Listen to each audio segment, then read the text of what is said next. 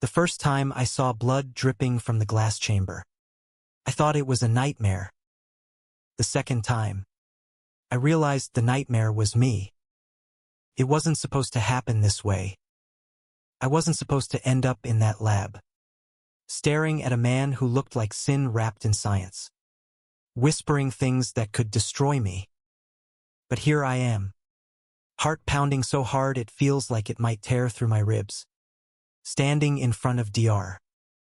Adrian Carter, the alpha everyone whispers about, the man whose name is etched into every medical journal like a god of genetics. And he's looking at me like he owns me. The city outside is quiet, heavy with the hum of midnight. I never liked hospitals, but Adrian's lab isn't a hospital, it's something far more terrifying. Everything is sleek, metallic, too clean to feel real.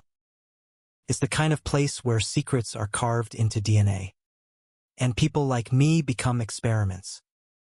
I pull the hood tighter around my face, praying he can't hear the racing of my heart. But Alpha's always here. It's in their nature, predators disguised as saviors. Ethan. He says my name like a command, like he's been tasting it in his mouth for years. Do you have any idea what you've done? My voice cracks. I didn't take anything. I swear. Don't lie to me. His tone is soft, almost gentle, but there's steel underneath, sharp enough to cut. He steps closer, and the air changes. It's thicker now, heavier, as if the walls themselves are holding their breath. You open the file. I did. God help me. I did. And I wish I could unsee the truth buried under clinical notes and encrypted codes. The one word that shattered everything. Omega. My hand trembles as I clutch the strap of my bag, the stolen drive burning like a guilty conscience inside it. You shouldn't keep things like that. I whisper, trying to sound brave, failing miserably. He laughs. It's quiet, almost cruel. You shouldn't exist. The words slice through me. I should run.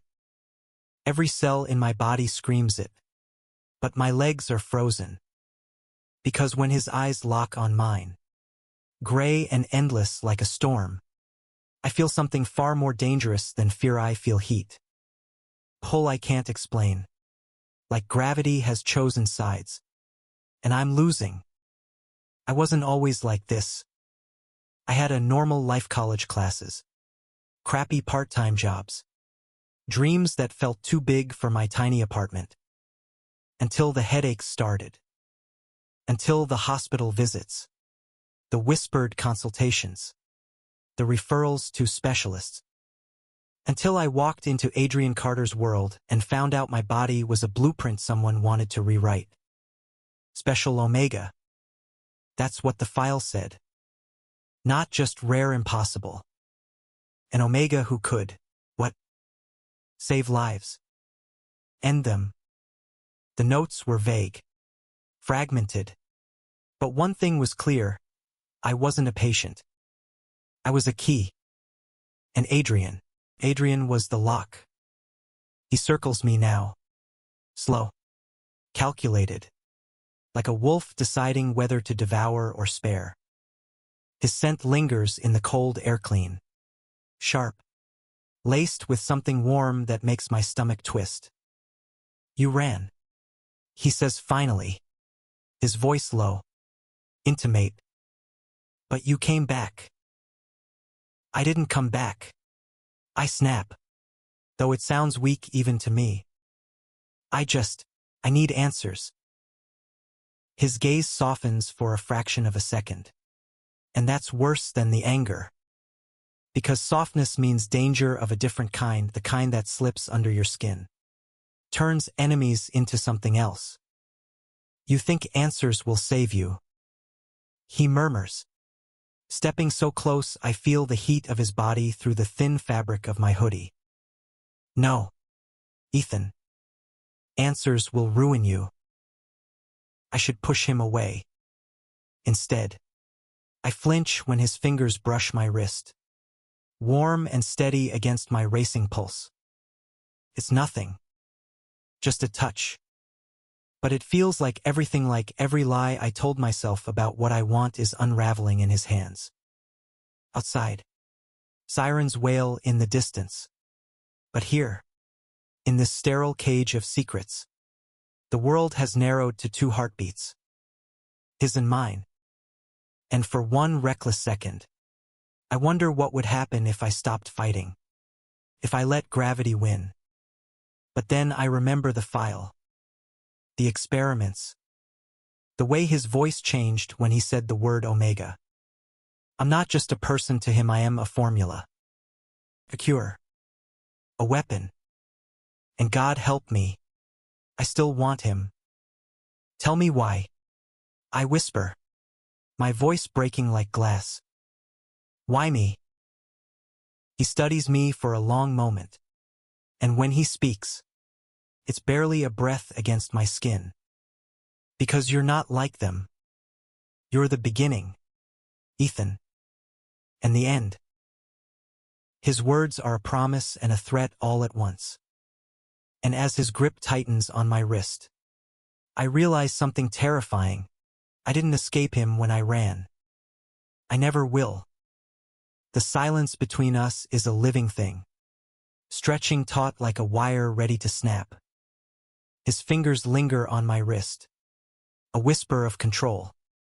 And I hate how my pulse betrays me fast. Desperate, like a secret I can't bury. Let me go. I breathe, though even I can hear the lie in it. You don't want that. His voice is calm, almost cruel in its certainty. You think you do. But you came here because you needed me. I needed answers. I shoot back, even as my knees weaken under his stare. Adrian leans in, his breath grazing my ear, and every nerve in my body catches fire. And I'll give them to you. But when I do, you'll never be the same. Something in his tone terrifies me more than any locked door or glowing vial ever could. Because I believe him. Deep down. I know the truth, whatever this ashim. Me. The secret twisting between it's already inside me like a virus. And there's no cure. He releases my wrist. And the absence of his touch feels like a wound. I should run now, before he changes his mind. But I just stand there, watching him move across the room with lethal grace. He taps a code into the console, and the glass chamber hums louder, its eerie blue light spilling across his face. You think you stole something from me, he says without looking at me. But that drive, it's worthless without me. Then why not let me walk out? My voice cracks. Pathetic. But I can't stop the question from spilling out like blood. Why keep me here? He finally turns. And God. His eyes storm gray. Endless. Pulling me under. Because you don't understand what you are. You think this is about data. About research. But it's bigger than that. You're bigger than that. I shake my head, the words bouncing off my skull like shards. I'm just me. No. He steps closer. Slow. Deliberate. Until he's close enough that his scent coils around Murem cedar. Steel. Something that makes my throat ache. You're the first Omega whose biology doesn't obey the laws we know. You could change everything. End disease. End war. Or start it. I whisper. Because I've seen enough movies to know how this story goes. His jaw tightens. Not if I protect you. There it is. The part that should comfort me but feels like chains instead. Protect me. I repeat, laughing bitterly. You mean own me? His silence is an answer in itself. I move before I can think, grabbing the nearest thingsome sleek, cold instrument I don't even recognize and hurl it at the floor. It shatters, a sharp crack in the sterile air, and for one wild second, I almost believe I have control. But then Adrian's hand is on me again, pinning me against the wall with terrifying ease. His breath hot against my cheek. You want to fight me? His voice is a low growl now, vibrating through my bones. Do it. But don't lie to yourself about what else you want. The world tilts. My heart is a drum. My skin fevered under his grip. I should scream. I should spit in his face. Instead, the words tumble out like confession. I hate you. No. He murmurs, his lips grazing the corner of my jaw like a threat or a prayer. You hate that you want me. And then he kisses me. It's not gentle. It's raw. Consuming. The kind of kiss that erases everything fear. Logic. The fact that I should run.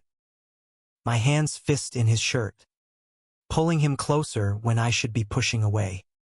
Because every part of me has been starving and he's the only thing that tastes like oxygen.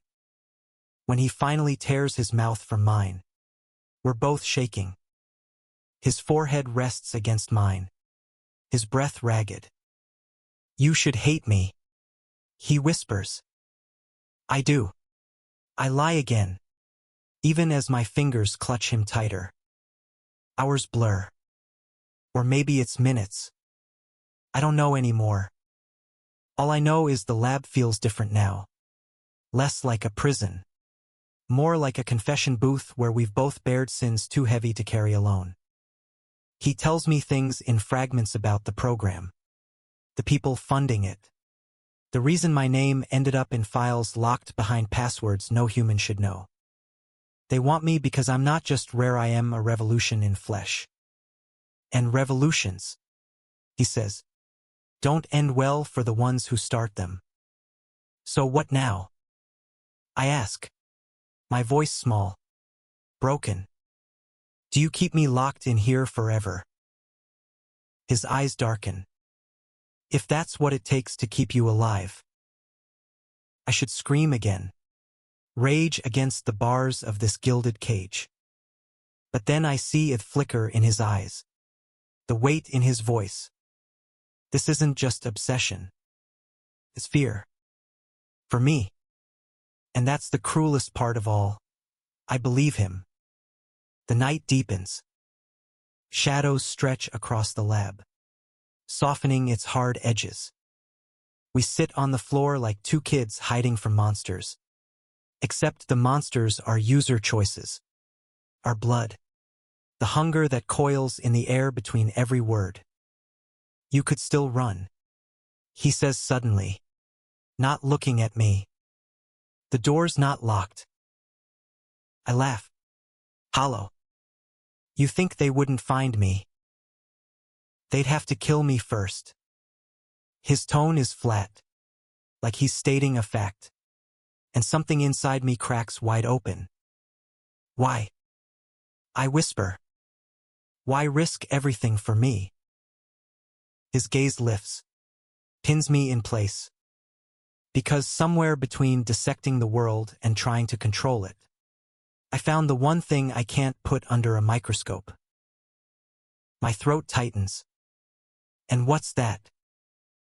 You, he says simply. Is the kind of line that should sound cheap, rehearsed. But from him, from a man who speaks in equations and never lets feelings slip, it's a detonation. And just like that, the fight drains out of me. Not because I've stopped wanting freedom, but because maybe, just maybe, freedom isn't about running. Maybe it's about choosing who to trust when the world wants to own you. I lean in before I can talk myself out of it. Pressing my lips to his in the softest kiss of my life, nothing like the one before. This one is a promise. Fragile and fierce, Whatever comes next, we face it together. Morning creeps in through the glass panels, painting the lab in pale gold. The city hums awake beyond the walls, oblivious to the war brewing in its veins. Adrian wraps a blanket around my shoulders, his hand lingering like an unspoken vow. What now? I ask again, but this time, there's no fear in it. Just the weight of a future neither of us can predict. He's Smileysa rare, quiet thing that feels like sunrise. Now, we burn the map. Let them come looking. They'll never find you. Because you'll hide me. No, he says, brushing a strand of hair from my face with aching tenderness. Because you won't need to hide anymore. And for the first time since this nightmare began, I believe him. Maybe it's naive. Maybe it's suicidal. But as his fingers lace with mine and the first warmth of day spills across our skin, I know one thing with bone-deep certainty. I didn't escape him when I ran. I found him when I stayed. Thank you for listening. Don't forget to like and subscribe to stay updated with the latest videos.